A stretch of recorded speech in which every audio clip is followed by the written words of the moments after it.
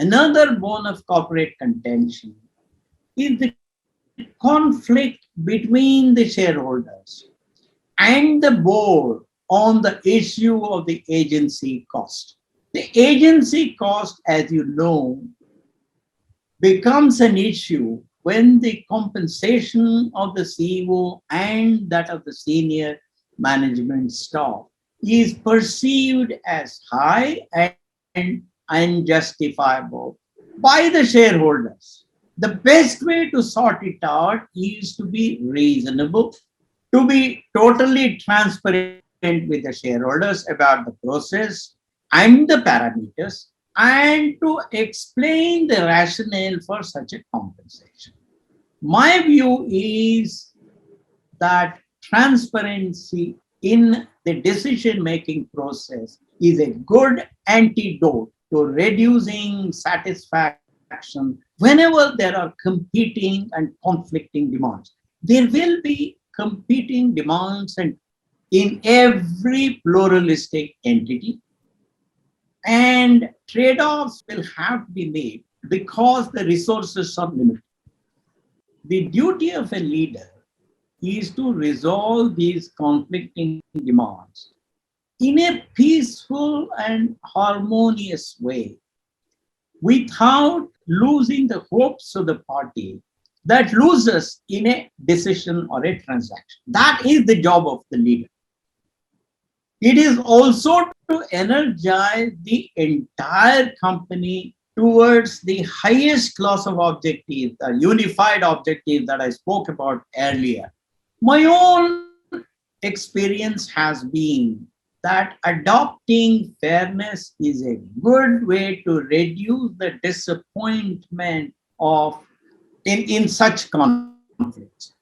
You demonstrate fairness by adopting the golden rule. What is the golden rule? Golden rule is following the adage, do unto others what you would want them to do unto you.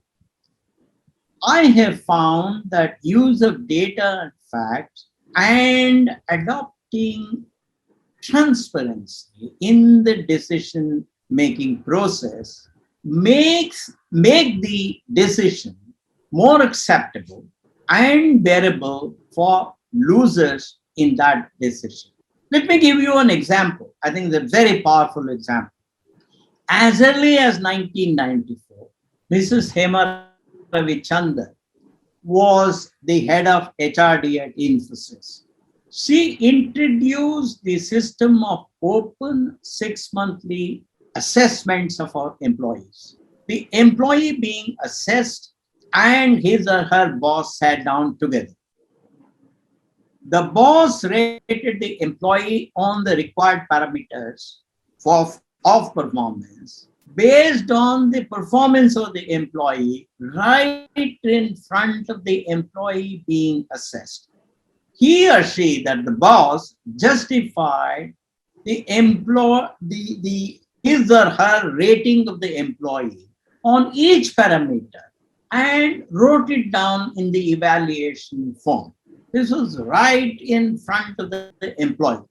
Then the employee rated his or her own performance on the same parameters and wrote it down in the column next to that of the boss. What we found was very interesting.